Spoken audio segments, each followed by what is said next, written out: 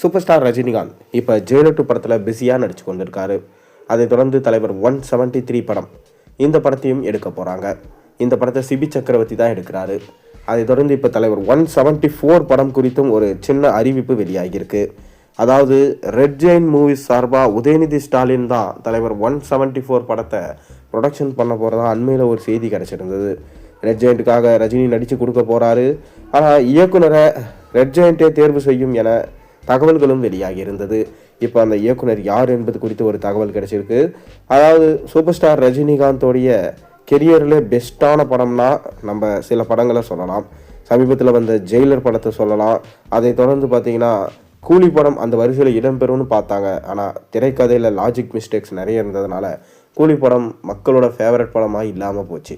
மறுபடியும் லோகேஷ் கனகராஜ் படம் எடுக்கவே முடியாத அளவுக்கு ஒரு பலத்தை அடி கொடுத்ததுன்னா அது கூலி படம் தான்.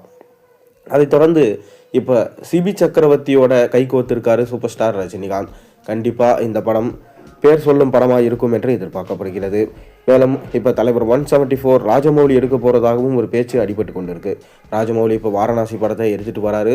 மகேஷ் பாபு வச்சு 2 பாகங்களாக எடுத்துகிட்டு வரும் ராஜமௌலி தொடர்ந்து அந்த படத்தை முடித்த கையோட 2028 அப்போ தான் தலைவர் 174க்கான பூஜையே போட போகிறாங்க. அப்போ தான் ராஜமௌலியும் ரஜினியை வச்சு படம் எடுக்க போகிறாராம். பல வருஷங்களாக ராஜமௌலி ரஜினியை வச்சு படம் எடுக்க ட்ரை பண்ணிட்டு தான் இருக்கார். முத்து சமயத்திலிருந்தே பார்த்தீங்கன்னா ரஜினிகாந்தை வச்சு படம் எடுக்கிறதுக்கு எவ்வளவோ முயற்சி செஞ்சுருக்காரு.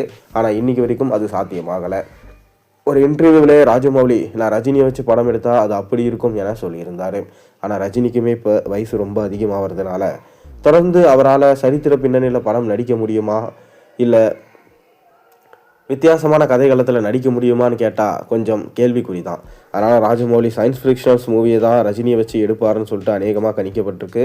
அது மட்டும் இல்லாமல் ராஜமௌலி கூடிய விரைவிலே ரஜினியை சந்தித்து ஒரு கதை சொல்ல போகிறாரு. ரெட் ஜெயின் மூவிஸ் தான் அந்த படத்தை ப்ரொடக்ஷன்ஸ் பண்ண போகிறாங்க.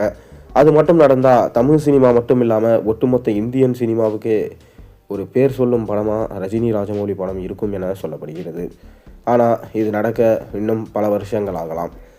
அதற்குள்ளேயும் எந்த விஷயம் வேணாலும் எப்படி வேணாலும் மாறலாம்.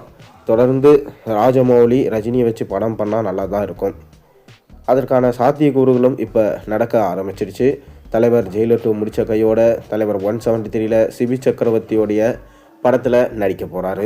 அதை முடிச்சுட்டு தான் ராஜமௌலி படத்தை பற்றி யோசிப்பாங்க. நீங்கள் என்ன நினைக்கிறீங்க? உங்கள் கருத்துக்களை மறக்காமல் கீழே கமெண்ட்டில் சொல்லுங்கள். மேலும் சேனலில் போகிற ஒரு விஷயம் முடிச்சு தான் மறக்காமல் சேனலுக்கு சப்ஸ்கிரைப் லைக் பண்ணுங்கள், பெல் ஐக்கானை ப்ரெஸ் பண்ணுங்கள்.